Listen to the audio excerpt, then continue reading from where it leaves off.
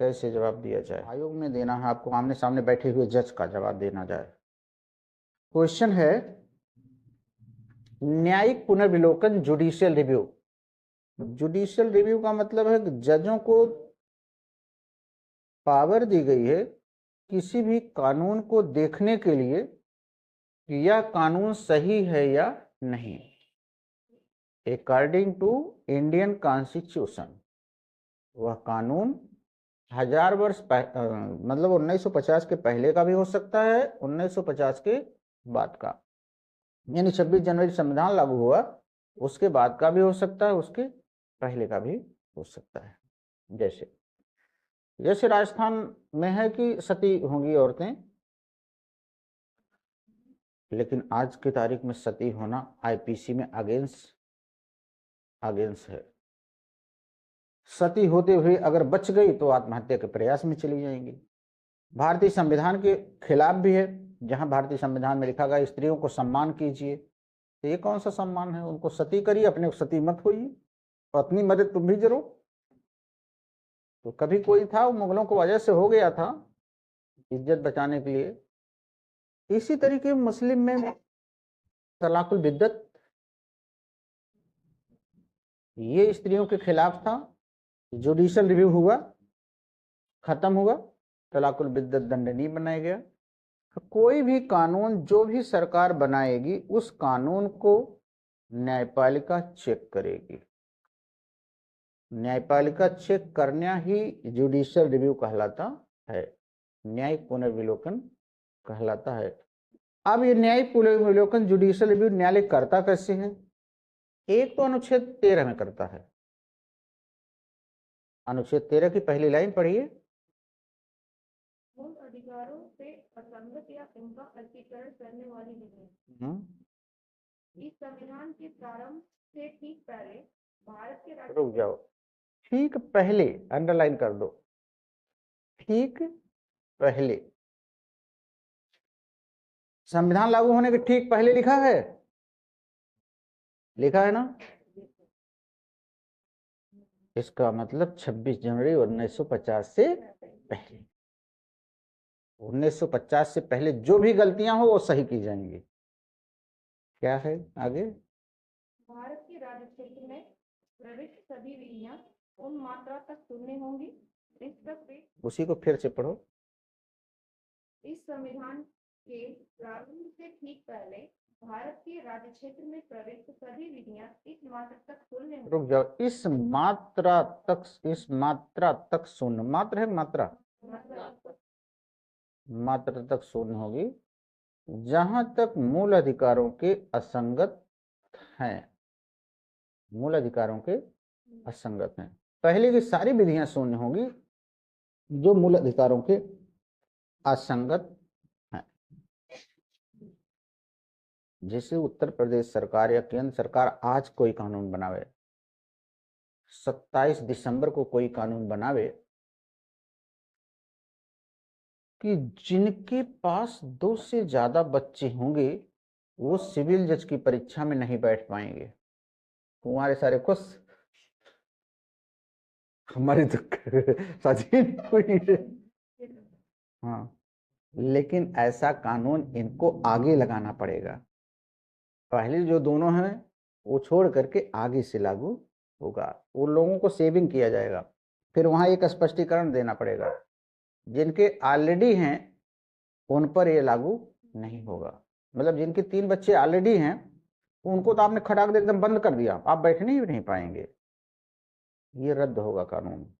अगर ऐसा कहते हैं कि सभी पर लागू होगा जो पहले से बाद में, ये रद्द हो जाएगा। राजस्थान ने बनाया था ऐसा कानून, ऐसा तो उसमें देना पड़ेगा ना, छूट देना पड़ेगा। तो इन्होंने क्या किया कि जुडिशियल रिव्यू कर रहे हैं कि आज की तारीख पर भारतीय संविधान के बाद इतने अधिकार दिए गए, तमाम अधिकार देने के बाद अगर कोई पहले का अधिकार जो है वो इसके खिलाफ है तो फिर वह रद्द होगा। लेकिन रद्द के पहले न्यायपालिका आर्टिकल 32 में उसे देखेगी, 226 में देखेगी। तो review, judicial review article 13 first और 32 और 226। आर्टिकल 13 में पावर मिल रहा है और 32 में सुप्रीम कोर्ट को, 226 में हाई कोर्ट को। तीनों मिल करके जुडिशियल रिव्यू के प्रोविजन बना रहे हैं। ये कह रहा है शून्य होगी, कोई कानून ऐसा होगा वो शून्य होगा। प्रभु राम ने एक कानून बनाया, मैं वचन देता हूं आज के बाद सिंगल मैरिज होगी। हिंदू विवाह अधिनियम धारा 5(1)। पापा की गलती हम लोग नहीं दोहराएंगे, यानी उनके पिता 3 किए थे, वहां से बात शुरू हो गया सिंगल मैरिज हिंदुओं में। आप कभी ओराइजिन पूछा जाए ये कब से हुआ, तो आप कहेंगे 1955 से हुआ। आप यही कहेंगे ना 1955 से हुआ, इसके पहले नहीं था। इसके पहले था लेकिन कोई कानून नहीं था, मतलब संस्कार में था। कुछ लोग मानते थे, कुछ लोग 1 करते थे, कुछ लोग 4 करते थे। लेकिन 55 से सिंगल मैरिज आई, 1955 से धारा 5(1) में सिंगल मैरिज आई। उसके पहले जो था वो बिखरित कानून था, बिखरा हुआ था सारा। कोई मानता था 1 कर लेता था, कोई 2 कर लेता था। लेकिन इसकी शुरुआत कहां से हुई, वही हुई। तो वहां पर उन्होंने प्रॉमिस किया आज के बाद कोई भी व्यक्ति एक ही शादी करेगा, जो मैं कर रहा हूं वही करेगा। हिंदू विधि में विवाह एक संस्कार में ये लिखा जाता है। इस संस्कार की शुरुआत वहां से हुई, विवाह की शुरुआत वहां से हुई, क्योंकि ये लोग विवाह किए थे, हिंदुओं में ये लोग किए थे, इसलिए हम लोग करेंगे। जैसे मुस्लिम में वो शब्द है शादी जो 1 से ज्यादा वाला है, ये पैगंबर साहब ने कहा था। उसमें 1-1 कर लो, 2-2 कर लो, 3-3 कर लो, 4-4 कर लो, मगर ऐसा ना हो किसी एक तरफ झुक जाओ, ऐसा लिखा कुरान में। उन्होंने कहा लेकिन ऐसा ना करो एक तरफ झुक जाओ, ये मामला गड़बड़ है। तो रिव्यू का पावर 13(1) से मिला, 13(2) से मिला, 32 से मिला, 226 से मिला। कानूनों को चेक एंड बैलेंस करने का पावर ही रिव्यू पावर कहलाता। 13(1) फिर से पढ़िए, ध्यान से देखना, भी इस पे सवाल हम आपसे पूछेंगे जो आप पहले से जानते हैं। संविधान के प्रारंभ से ठीक पहले भारत के राज्य क्षेत्र में सभी विधियां उस मात्रा तक शून्य होंगी जिस तक वे इस भाग के उपबंधों से असंगत है। देखिए, संविधान बनने से पहले नरबली वगैरह होती थी, नरबली चढ़ा देते थे लोग, सब इसी से बंद हुआ, इसी से 13(1) से। मानो गरिमा है तो मानो का बलि चढ़ाएंगे। कब चढ़ाते थे, जैसे किसी को बच्चा नहीं हो रहा तो ओझा ओझा नरबली चढ़ा देते थे, ले जाके कहीं जंगल पे या कहीं खेत वोत में कटवा देते थे छोटा सा बच्चा। उनका तो गया, लेकिन उनको अब होगा। ये सब इसी से बंद हो रहा है 13(1) में। ऐसी आप उसमें आप पढ़ेंगे ना, मूल कर्तव्य में नहीं, ऐसी प्रथाओं का त्याग करें जो मानव गरिमा के खिलाफ हों। कोई एक है प्रावधान ऐसा, मूल कर्तव्य में होगा चाहे। ऐसी प्रथाओं का त्याग करें जो मानव गरिमा के खिलाफ हो। तो भारतीय संविधान के अधीन दिए गई चीजों के खिलाफ जितनी चीजें हैं उनको रद्द किया जाएगा। न्यायालय देखेगा वो चीजें रहने योग्य हैं कि नहीं। इसी आधार पे तलाकुल बिद्दत रद्द हुआ 13(1) में, इसी पर रद्द हुआ। उसमें जजमेंट में 13(1) लिखा गया, पढ़ लेना कभी जजमेंट में, कि पहले की ऐसी प्रथाएं जो लंबे समय से चली आ रही हैं, जो स्त्रियों के सम्मान के खिलाफ हैं, उनमें से तलाकुल बिद्दत था। तलाक में विखंडन का कोई प्रावधान ही नहीं था, एक बार आपने बोल दिया तो बोल दिया, इसलिए ऐसी चीज को कोई जरूरत नहीं रखने के लिए, इसे दंडनीय बना दिया गया। 13(2) पढ़ो। राज्य ऐसी कोई विधि नहीं बनाएगा जो इस भाग द्वारा प्रदत्त अधिकारों को छीनती है या न्यून करती है, और इस खंड के उल्लंघन में बनाई गई प्रत्येक विधि उल्लंघन की मात्रा तक शून्य होगी। ये हो गया 26 जनवरी 1900 के बाद वाला व्यवस्था। बाद भी कोई ऐसा कानून आप नहीं बना सकते जो मूल अधिकारों को छीनता हो या कम करता हो। ऐसा कोई कानून आप बनाएंगे तो उसे शून्य कर दिया जाएगा। हाँ, ये बात है, कोई अधिकार अपने आप पूर्ण नहीं है, प्रतिबंध लगा सकते हैं, प्रतिबंध लग सकता है, पूरा नहीं छीना जा सकता है। 2 पढ़ा आपने, दोनों शब्द में, दोनों में एक एक वर्ड आया विधि। दोनों में आया ना विधि शब्द, देख प्रत्येक विधि दोनों में आया, वह विधि 3 में बताई गई क्या है। इस अनुच्छेद में जब तक कि संदर्भ से अन्यथा अपेक्षित न हो, विधि के अंतर्गत भारत के राज्य क्षेत्र में विधि का बल रखने वाला कोई अध्यादेश, आदेश, उपविधि, नियम, विनियम, अधिसूचना, रूढ़ि या प्रथा है। देखो जो अभी अभी ये पढ़ी हैं वो भी प्री है। कैसे है? धारा ने आर्टिकल 13 के निम्नलिखित किस खंड में विधि की परिभाषा दी गई है? That is pre. हाँ 13(1), 13(2), 13(3), 13(4) किस में दी गई? 3 में है, आपके सामने है, भूलना ना। लॉ की डेफिनेशन आर्टिकल 13 के किस क्लॉज में दी गई है? आप तो आपका प्री हम अलग लिखा ही देंगे, लेकिन आप भी सावधान रहिए, इससे याद होगा। उसी चीज को बार बार बोलेंगे तो आपको याद होता चला जाएगा।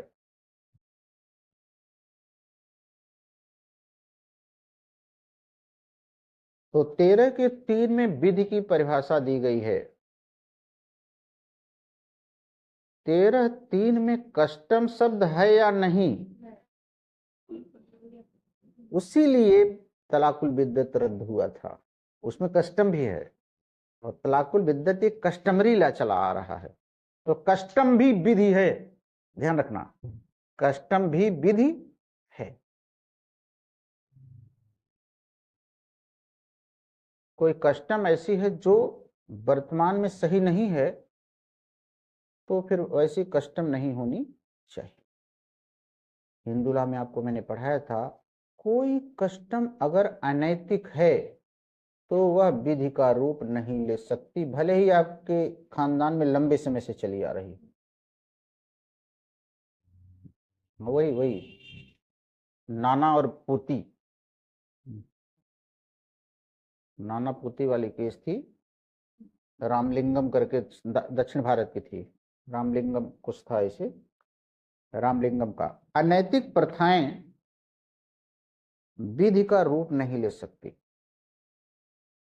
सब कुछ होने के बाद कहा गया कि प्रथाएं अनैतिक ना, कि हमारे खानदान में ऐसा चला आ रहा, हमारे खानदान में ऐसा चला आ रहा, तो फिर लॉ के विपरीत थोड़े चलेगा, यानी संविधान के विपरीत नहीं चलेगा।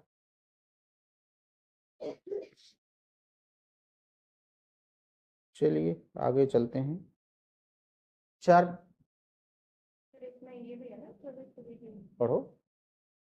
प्रविष्ट विधि के अंतर्गत भारत के राज्य क्षेत्र में किसी विधानमंडल या अन्य सक्षम प्राधिकारी द्वारा इस संविधान के प्रारंभ से पहले पारित या बनाई गई विधि है जो पहले ही निर्दिष्ट नहीं कर दी गई है, चाहे ऐसी कोई विधि या उसका कोई भाग उस समय या विशिष्ट क्षेत्रों में प्रवर्तन में नहीं। एक प्रश्न अपने दिमाग में बैठाइए, इंटरव्यू का ही आपसे पूछा जा रहा है, न्यायिक पुनर्विलोकन से आप क्या समझते हैं? इंटरव्यू में पूछ रहा, what do you know about judicial review? कैसे जवाब दिया जाए?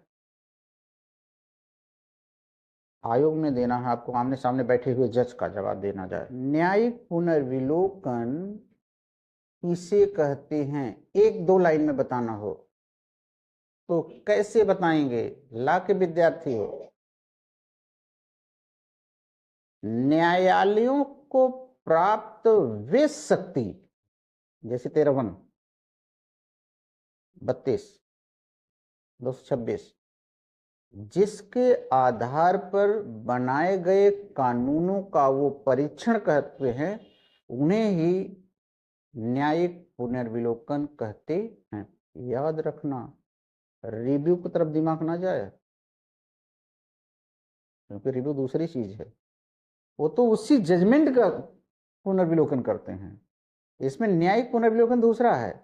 न्यायालयों को प्राप्त वे शक्तियां जिनके आधार पर वे किसी कानून की वैधता और अवैधता की जांच करते हैं, उसे ही न्यायिक पुनर्विलोकन कहते हैं। ये आपकी अपनी बनाई परिभाषा है, किसी और की थोड़े है, आप उसी के अनुसार बना लीजिए। कहते हैं। अगर कानून अवैध पाया जाता है तो set aside, ultra vires, word सुने हैं ना, हम ही आपको बताएं, अल्ट्रा वायरस करेंगे, सेट एसाइड करेंगे, और सही पाया जाता तो फिर ओके कर देंगे। यही है न्यायिक पुनर्विलोक।